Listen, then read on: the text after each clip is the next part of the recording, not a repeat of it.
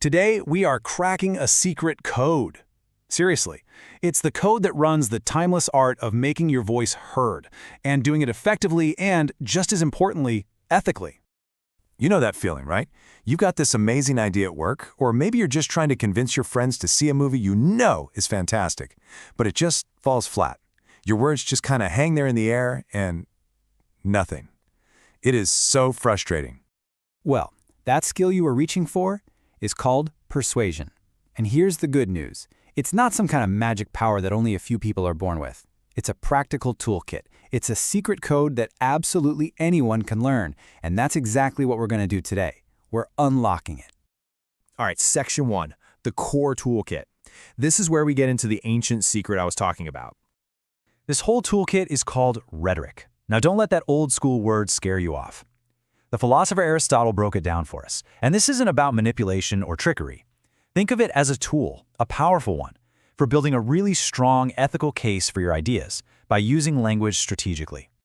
At the very heart of this toolkit are three secret ingredients, three fundamental appeals that make up pretty much any persuasive message you've ever heard. They are ethos, pathos, and logos.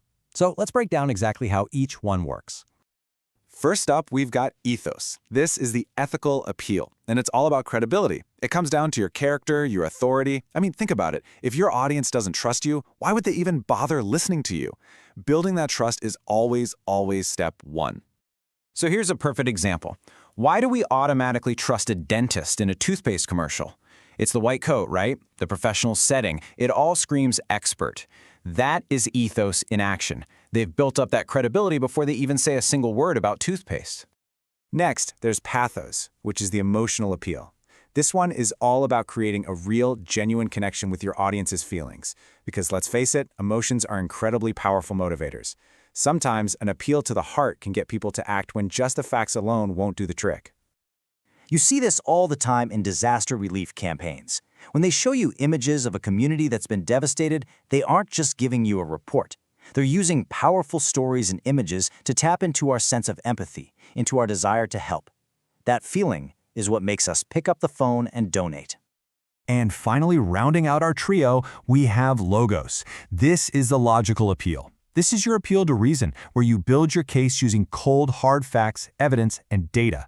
It's the solid foundation of any sound argument, and it's absolutely essential if you're talking to an audience that values proof. For instance, a business student pitching a new plan doesn't just walk in and say, "Hey, I've got a good feeling about this." No way.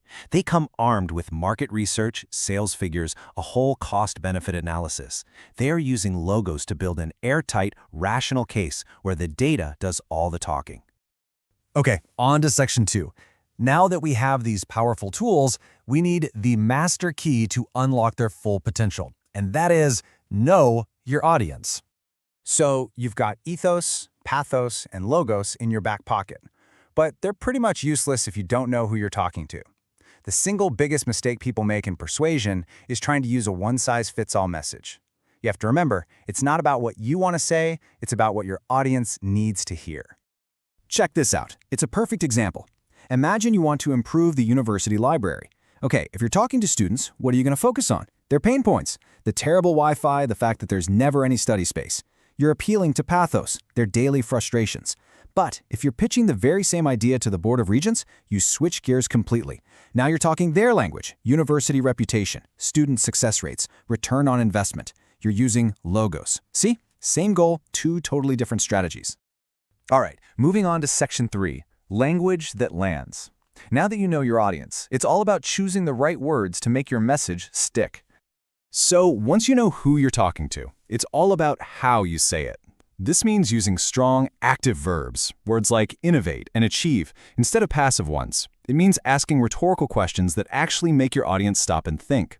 And it means using really powerful tools like metaphors or something called parallelism to give your message an unforgettable rhythm.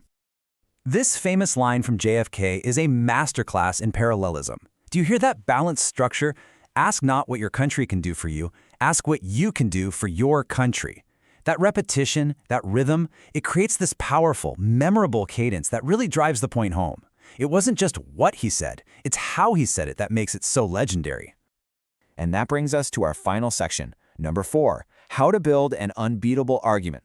we're going to look at a simple, powerful three-step structure.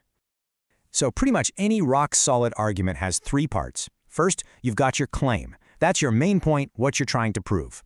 Second, you have your evidence. These are the facts, the stats, the data that back you up.